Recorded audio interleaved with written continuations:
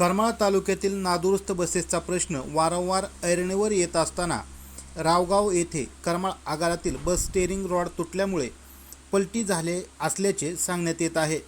त्या अनुषंगाने या सर्व बाबींवर आता तरी प्रशासन योग्य ती कारवाई करून सावध भूमिका घेत प्रवाशांना बंद पडणाऱ्या बसेस न देता सुस्थितीत असलेल्या बस संध्याकाळच्या वेळेस तरी उपलब्ध करून देईल अशा प्रकारची आशा आजच्या अपघातावरून प्रवाशांना वाटत होती।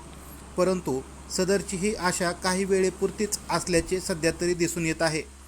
कारण करमाळा आगारातून 5:30 वाजता सुटणारी व तालुक्याच्या शेवटच्या टोकाला असणाऱ्या कोंढार चिंचोली या गावाकडे मुक्कामी जाणारी बस ही सुस्थितीत देणे अपेक्षित होते, परंतु सदरची बस कोर्टी या गावापर्यंत जाऊन बंद पडलेली आहे।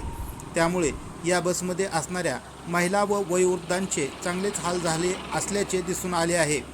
या बंद पडलेल्या बसमधील प्रवाशांनी प्रत्येकाने त्यांच्या सोयीनुसार स्वतःचे घर गाठले, तर या बसमधील काही वयोवृद्ध महिला त्याच ठिकाणी पर्याय बसची व्यवस्था होते का नाही यासाठी तशाच बसून राहिल्या होत्या।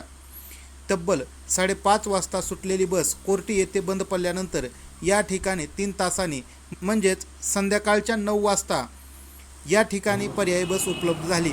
जर करमाळा तालुक्यामध्ये अशाच नादुरुस्त बसेस सुरू राहिल्या व प्रवाशांचे हाल सुरू राहिले तर एखाद्या दिवशी मोठा अपघात झाल्याशिवाय राहणार नाही व या सर्व बाबींसाठी कोण जबाबदार राहील याची सुद्धा आता करमाळा तालुक्यातील जनतेमधून चर्चा सुरू आहे।